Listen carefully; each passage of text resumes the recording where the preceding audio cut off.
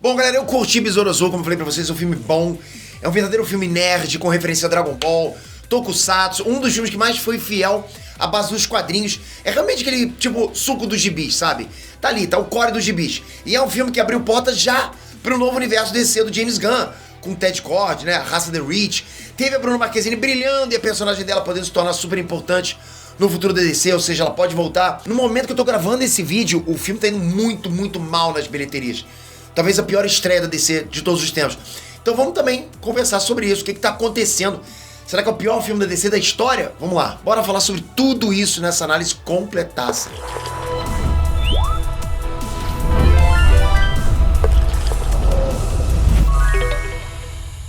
Galera, se liga, ó. Tá. Mexeu, não mexeu? Não importa! Importa que eu tô cheio de cabelo. Tá bacana demais. Sabe o que eu fiz? Eu quebrei a regra de que os homens não se cuidam e resolvi realmente dar atenção pra minha autoestima com a Manual. Ela ajuda o homem de todas as idades com queda de cabelo e é super simples, ok, galera? É só você entrar no site e responder o questionário. Os médicos da Manual analisam cada caso e indicam na hora o tratamento, o seu tratamento. Aí é só você encomendar os produtos e eles vão chegar na sua casa com frete grátis, embalagem discreta, ok? E a Manual dá acompanhamento clínico durante todo o tratamento e os resultados começam a partir já do 4º mês. Olha as fotos aí de pacientes reais. Quando eu comecei o tratamento com a Manual, eu tava confiante que ia aparecer resultados.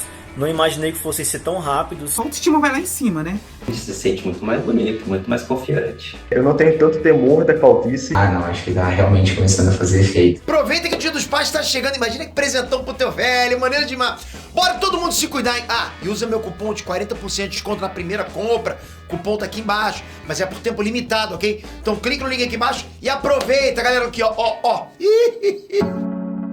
Ei, Nestranks, Peter aqui, vocês vão perceber que eu tô gripado, então eu vou ter que me segurar um pouquinho, senão eu vou começar a tossir. Galera, Besouro Azul, acho que por mais simples que o filme possa parecer, tem muita referência escondida nele. Tem umas subtramas ali mais complexas que ninguém tá falando. E é um filme bem mais profundo que a galera tá achando que é, ok? Eu quero destrinchar tudo isso com vocês nessa análise aqui. Então vamos por tópico. Os 3 besouros azuis. De começo, a primeira coisa que a gente tem que analisar são os 3 besouros azuis, porque eles são a peça central da mitologia do Besouro Azul na DC. O Dan Garrett, que é o primeiro Besouro Azul, no filme foi o primeiro cara que teve contato com o Escaravelho assim que o Escaravelho chegou na Terra. Já nos quadrinhos, o Dan Garrett era um personagem completamente diferente. Não existiria Escaravelho quando ele foi criado. O Besouro Azul original, nem sequer era da DC. A DC comprou ele depois.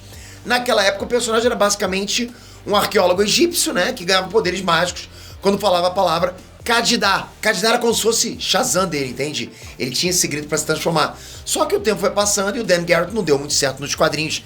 Daí a DC passou o mando do Besouro Azul pro Ted Kord, que era o oposto de magia, né? Ele é um personagem muito mais científico. Ele é um personagem mais no estilo do Inspetor Bugiganga. E só bem depois do Ted Kord veio esse terceiro Besouro Azul, o Jamie Ryan, que aí o Escaravelho se grudou nele, ele ganhou poderes e tudo mais. O resto é história, né? E aquela antiga palavra mágica lá, né, Kadidá, passou a ser, na verdade, o nome do Escaravelho. Então eles mudaram. Teve também o retcon, recontando que os outros Besouros Azuis tinham um Escaravelho, mas não conseguiram desbloquear o poder dele. Não conseguiram ativar ele. E o filme adapta exatamente isso, direitinho. A maior mudança foi que o Dan Garrett tinha o Escaravelho nas costas dele também. Mas a partir do Ted Kord fica igual nos quadrinhos. O lance dele nunca conseguia ativar o Escaravelho, mas passar a vida estudando sobre o Escaravelho, tentando entender melhor o que ele era. Tava lá. O lance do Ted Kord ficar desaparecido, tudo isso vem direto das HQs. O Ted Kord é um ponto importante do filme também. Só que eu guardei pra falar dele mais na análise do pós-crédito. Então, fiquem ligados aqui no canal pra vocês assistirem o vídeo do pós-crédito. Já saiu, inclusive. Mas tem uma coisa que eu posso falar aqui do que eu gostei sobre o Ted Kord nesse filme. Foram os gadgets dele, né, que a família do Jamie usou. Porra, maneiro, né? Todas as bugigangas que o Ted criou estavam super criativas. O Bug, principalmente, sabe aquela nave em formato do besouro? É uma das naves mais icônicas da DC. Quase tão icônica quanto, né, o Batwing do Batman. E os caras souberam fazer ótimas cenas com ela. Ela usando as perninhas, sabe, soltando aquele peido tóxico nos soldados. Eu não sei vocês, mas, tipo, aquilo foi maneiro demais. Eu me senti lendo um quadrinho com aquelas bizarrices tecnológicas. Passou essa experiência pra mim. Kadidá, o Escaravelho. Nos quadrinhos, a gente sabe que o Kadidá, ele pertence à raça The Reach, que é uma raça de conquistadores intergalácticos. Pô, filhas da mãe, via das unhas lá. Os caras são maus mesmo. Eles conquistam, vão entrando nos planetas, vão conquistando. São, inclusive, um dos maiores inimigos da tropa dos Lanternas Verdes, olha isso. É por quê? Porque os Lanternas Verdes, eles funcionam meio que como uma polícia espacial da DC. E os outros são realmente vilões, são bandidos espaciais. Só que o filme não se aprofunda nessas origens nem entra muito na parte cósmica. É um filme bem centrado no legado do Ted Kord e na família do Jamie Rice. Então não vai esperando ver uma explicação grande sobre a origem do Kadidá, porque, não tem isso. Ainda assim é interessante que o filme já abre mostrando vários escaravelhos vagando pelo universo, sabe? Incluindo o Kadidá, antes dele chegar na Terra. E eu fiquei surpreso porque mostraram o Kadidá atravessando um planeta, estourando o planeta inteiro. Por incrível que pareça, teve feito o Planet Buster logo em Besouro Azul. Planet Buster, né? Pô, aquilo é surreal. E eu falo por incrível que pareça, porque nos quadrinhos a gente sabe que os super pesados, né? Os pesos pesados da Marvel, da DC, conseguem fazer isso de boa. Um Thor, um Hulk, um Lanterna Verde, sei lá, um Superman, o próprio Besouro Azul, destroem planetas. Mas nos filmes esses personagens são muito nerfados, sabe? Eles não parecem ter aquele nível de poder que a gente vê nos quadrinhos. Eles não são Planet Buster, assim que as adaptações sempre mexem nos poderes dos personagens. Mas incrivelmente isso apareceu logo em Besouro Azul, no filme que ninguém esperava. Tanto que depois disso o Escaravelho é descrito como uma arma destruidora de planetas. A galera das indústrias Kord deve ter descoberto isso depois de estudar a trajetória dele no espaço e ver o estrago que ele fez passando lá pelos planetas. Ou seja, viu a trajetória e viu que ele foi destruindo os planetas. Já nas HQs, o objetivo dos Escaravelhos não é bem destruir planetas. O objetivo é eles se fundirem com uma forma de vida dominante do planeta que eles querem invadir. Daí o Escaravelho domina a mente do hospedeiro e usa esse hospedeiro, para destruir as defesas do planeta de dentro para fora. É uma tática de infiltração da The Reach, entende? Depois que o Escaravelho usa um hospedeiro para destruir as defesas, eles vêm e tomam o planeta para eles, sem defesa nenhuma. Mas Pedro, então por que o Kadidá não fez isso com o Jamie? Então, galera, isso não rola com o Jamie nas HQs, porque o Jamie meio que se conectou com o Kadidá, tentou entender ele, não viu ele só como uma ferramenta. É diferente a relação dele. Então, eles criaram meio que uma amizade. É o mesmo caso do Naruto com a Raposa de 9 Caudas, igualzinho. O moleque era muito bondoso, né? Isso amansou a fera. Essa explicação é do pós-Crise. Aí já nos 952, depois do reboot nos quadrinhos da DC, a história muda. E aí eles contam que o Jamie não conseguiu ser controlado pelo Escaravelho, porque o Escaravelho que veio pra Terra, né, chegou com defeito aqui. Chegou quebrado, né? Bom, enfim, na Terra, chegou quebrado. No filme fica mais, então, pro lado do pós-crise. Fica implícito que o Jamie e o Kadidá têm uma certa conexão, né? A gente viu ali pelos diálogos entre eles e tudo mais. Só que, ao mesmo tempo, não tem nada falando que a função do Kadidá é dominar o planeta ou fazer algo mal.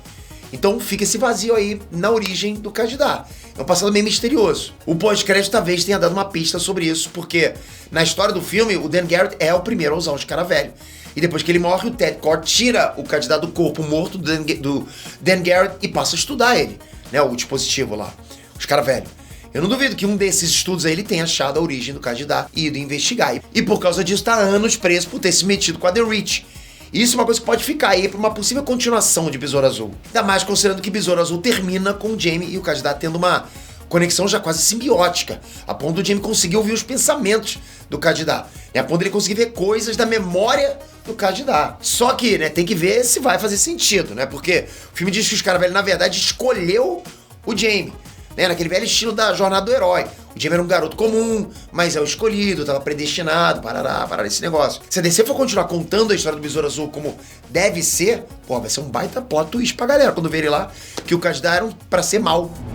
Referências a anime. Galera, eu vou falar uma coisa pra vocês de verdade. As cenas de luta, as cenas de ação de Besouro Azul estão no patamar das melhores lutas de poderzinho da DC. Eu acho que foram muito criativos em como o Jamie usa os poderes de Escaravelho.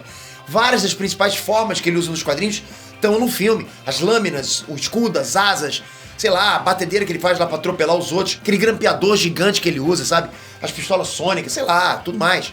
Sem falar que o CGI do filme não é aquele CGI genericão. Pô, criaram uma identidade visual pra como o traje se forma, entende? Uma maquiagem bem gore pra mostrar as costas do Jamie, um efeito especial específico ali, dando um boom azul pra mostrar a super velocidade dele voando.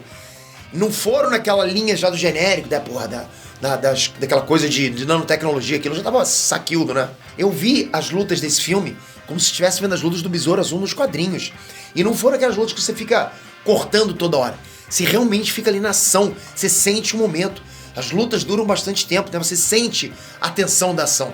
Algumas lutas são viscerais, tipo, tem uma intensidade, saca? Tem todo um roteiro rolando ali durante as lutas, porque filme de herói comete muito esse erro de não desenvolver diálogos, não desenvolver pontos importantes durante as lutas, como todo anime faz, por exemplo. Em lutas de anime você tá sempre situado o que tá acontecendo. Porque ultimamente rola muito isso de, né, pô, agora tem um momento de conversa, depois vem o momento da lutinha, sabe? Aquela coisa muito mecânica, mas Besouro Azul não é assim. A ação é muito fluida, é muito bem dirigida, roteirizada. É um filme que trabalha muito bem as cenas de combate. E ainda faz várias referências à cultura pop oriental. Vários movimentos de tokusatsu, né? Quando o Jamie pega aquela espadona, pô, a sequência de movimentos dele fica iradíssima. E tem muita referência a anime também. O que eu mais gostei foi o Dragon Ball. O Jamie lança, pô, um Kamehameha, pô, que só ao invés dele falar Kamehameha, ele fala Kadida, que é o nome dos caras velhos. Ficou uma parada bem anime live action mesmo. Muito maneiro. Família. Se tem uma coisa que sempre foi o core das histórias do Jamie nas HQs, é a família. Família, mas não aquela família da família, né? Não é essa não, do Velozes e Furiosos. É família no sentido de família mesmo, de sangue. Porque a maioria dos heróis é tudo americano. Não é muito comum você ter uma família latina, sabe, com elementos culturais latinos. Então, pô, quando tem, é importante saber explorar isso. Nas HQs, a família dele já é carismática. Mas no filme deram um upgrade. A família dele muda completamente, mas muda pra melhor. Acrescentam mais detalhes culturais, mais personalidade. Dos quadrinhos pro filme, eu acho que a única coisa que teve downgrade foi a mãe do Jamie, que, pô, não teve tanto destaque no filme. Mas o resto, pô, o tio do Jamie, galera, ele é hilário, eu achei. Pô, não tem como não rachar o bico os gritinhos que ele dá, tu sabe disso. A cena que os caras velhos se fundem lá com o Jamie, pô, que é uma cena bem creepy, aterrorizante. Pô, ao mesmo tempo vira um desespero cômico de família grande do interior. Quando tem briga lá, ó, quando alguém se machuca. Cara, eles capturaram direitinho o tom que aquela cena tinha que ter. Todo mundo repreendendo demônio naquela cena. Pô, mas galera, na boa. Me dizem que família religiosa que esse negócio de repreender demônio não ia acontecer. Tem aquela cena também do tio do Jamie desmaiando quando vê o carro quebrado, né? Não tem como não rir. É muita piada boa. A comédia nesse filme tá lá, tá on point. É engraçado quando é pra ser, entende? É sério quando é pra ser. Não exageraram, na minha visão. O filme consegue dosar bem cada coisa. Executa tudo perfeitamente bem. Quando é pra rir, você vai rir porque as cenas são realmente engraçadas. Quando é pra você vibrar com as lutas, você vai vibrar porque elas são realmente boas, porque elas são realmente tensas, né? E quando é pra chorar, você vai realmente chorar.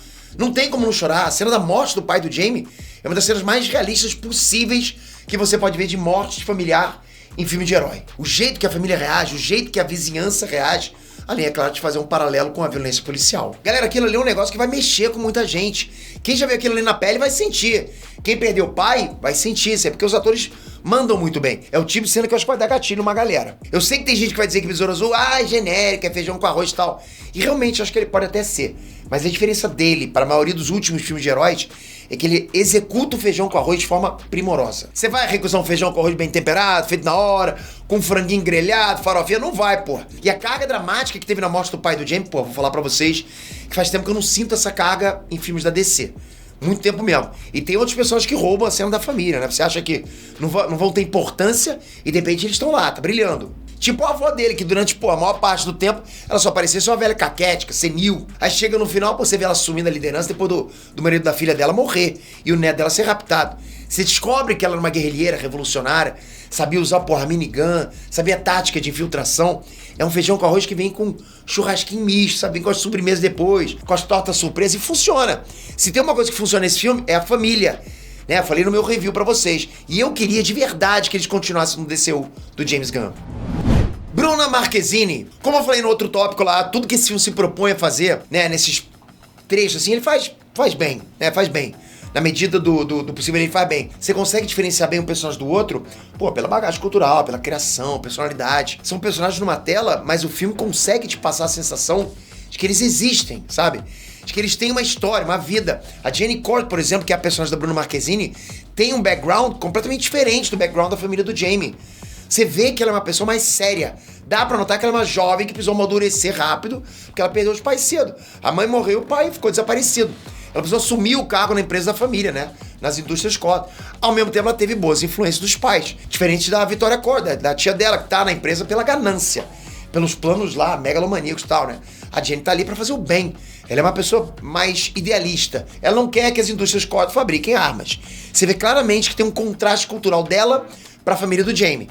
Né? Tanto faz, se é por ela ser brasileira ou por ela ser de outra classe social, mas ainda assim ela se mistura ali. É abraçada pela família.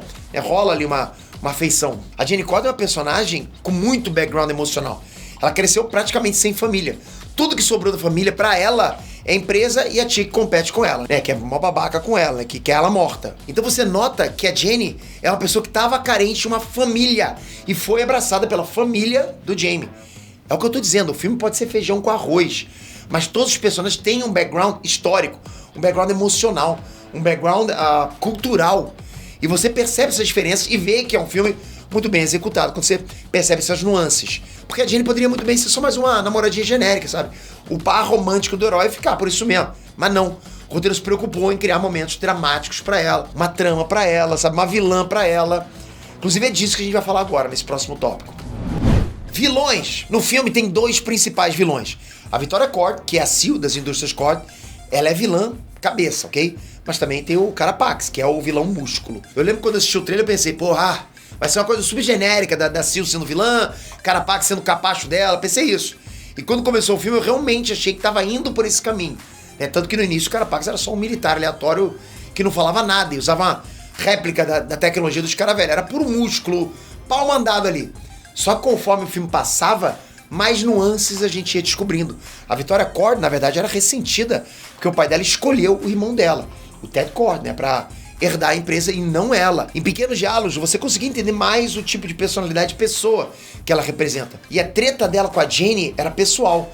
Então acabou que a Victoria foi a vilã da Jenny, enquanto o Carapax foi o vilão do Jamie. Mas no final sim, aí rola um big plot twist lá, mostrando que na verdade ele não era um militar, ele era um garoto da América Central que tinha sofrido por causa do exército americano, sabe? Por causa da produção de armas das indústrias Kord. O filme ele fez uma crítica nesse momento aos movimentos imperialistas das grandes potências mundiais, né? Estados Unidos, Europa, que historicamente exploraram tudo que podiam e não podiam dos países da América Latina, África, etc.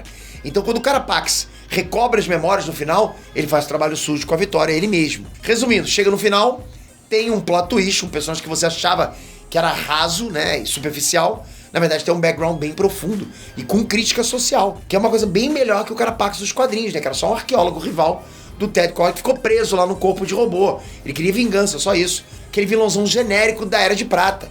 O filme melhorou ele, e melhorou muito. No final, os 2 vilões acabam mortos, então assim, a gente não vai ver mais eles no futuro do DC. Agora, o que a gente pode ver é a Jenny Kord agora, que ela assumiu as indústrias Kord no lugar da Victoria. Tudo vai depender do quanto o James Gunn vai aproveitar desse núcleo aí do Besouro Azul nesse novo universo cinematográfico dele, pra gente saber se a Bruna Marquezine volta ou não. Mas eu já adianto que ela merece, sim. Ela merece por ter mandado bem demais nesse filme. Reboot! O James Gunn ele já disse que o Besouro Azul faz parte do novo universo cinematográfico da DC, do novo reboot.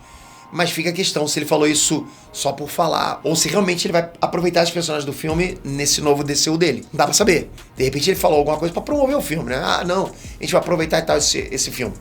E assim, realmente, esse filme do Besouro Azul poderia se passar no universo alternativo da DC, tranquilamente.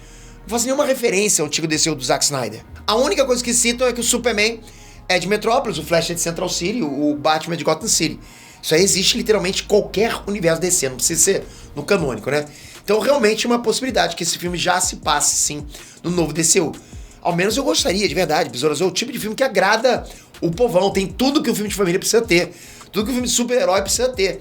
E ele foi executado legal, entende? Só foi meio triste que ele acabou, né, vindo numa época de que filme de super-herói tá saturado. E a DC tá numa espécie de hiato até Superman Legacy realmente estrear o novo universo. Agora, apesar de tudo isso que eu falei pra vocês, não é pra mim o melhor filme de super-herói, com certeza. Me diverti, eu falei, é um filme bom. É um filme bom. Tá ali, nota 6/7 pra mim. Não é o melhor filme de super-herói. Pô, tem vários outros filmes de super-herói. Pra mim, voltava muito a era boa daquele início da Marvel. Que também não tinha filmes nota 10 no início, mas eram filmes bacanas também. Então foi o que eu vi. Eu não entendo o motivo do flop nas bilheterias. Eu acho de verdade que Besouro Azul merecia mais. E eu acho que por conta disso, agora é só achismo total, ele não vai fazer parte desse novo universo da DC, do James Gunn. Eles vão querer se livrar completamente de qualquer resquício que tinha nessa última fase. Ainda vai vir Aquaman agora, na Aquaman 2. Então é bem possível que seja ladeira abaixo também. Porque, assim, o James Gunn, quando ele disse que essa leva de filmes não vai fazer parte do novo DCU dele, cara, ele matou, ele deu um tiro de misericórdia em todos os filmes. Entende? E aí, cara, você vai criar um filme com um personagem, Besouro Azul, que já tem um nome complicado pra galera entender que é o super-herói, parece até Libelo, né? Então, porra, você cria essa falta de afeição no personagem, falta de popularidade. Você pega um personagem que não é tão popular, numa fase ruim, aí eu acho que também pode ser motivos pra não ir bem o filme. E aí tem também o James Gunn falando tal, que não vai fazer parte, a greve dos roteiristas. Cara, eu acho que Besouro Azul foi uma sequência de coisas erradas. É uma pena que aconteceu isso. O que você achou do filme? Comenta aqui embaixo, vai ser muito importante ler o seu comentário. Tô muito curioso pra ver o que você achou do filme, o que você acha do momento da DC. Desculpa aí que foi difícil pra caralho gravar esse vídeo. Toca aqui agora, se inscreve no canal, ativa o sininho. Vou continuar trazendo pra vocês outros filmes agora. Quero trazer pra vocês mais cinema. Porque filme de super-herói agora acho que vai dar um hiato, né? Acho eu. Obrigado de coração, galera. Até a próxima. Fui!